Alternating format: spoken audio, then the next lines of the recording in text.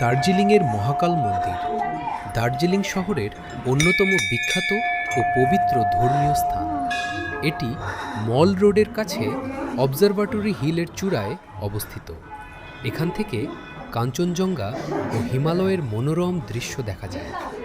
বর্তমান মহাকাল মন্দিরের স্থানে একসময় ডরজেলিং বৌদ্ধ মঠ ছিল, যা 1765 সালে লামা দোরজে রেঞ্জিং প্রতিষ্ঠা করেছিলেন।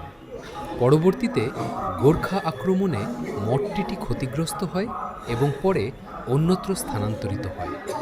একই স্থানে মহাকাল শিব মন্দির গড়ে ওঠে। অনেকের মতে দার্জিলিং নামটির উৎপত্তিও ডরজেলিং নাম থেকেই হয়েছে। এই মন্দিরে হিন্দু ও বৌদ্ধ ধর্মের অনন্য মিলন দেখা যায়। মন্দিরে শিবের পূজার পাশাপাশি বৌদ্ধ প্রার্থনার পতাকা উড়তে দেখা যায়।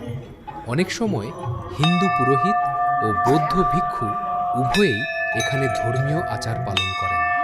মা কালী, গণেশ, দুর্গা ও রাধাকৃষ্ণের মন্দির চৌরাস্তা থেকে প্রায় 10 থেকে 15 মিনিট হাঁটলেই মন্দিরে পৌঁছানো যায়।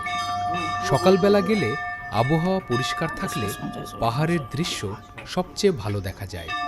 মহাকাল মন্দির শুধু একটি ধর্মীয় স্থান নয়, বরং দার্জিলিংয়ের ঐতিহ্য, ইতিহাস এবং হিন্দু বৌদ্ধ সম্প্রীতির এক সুন্দর প্রতীক।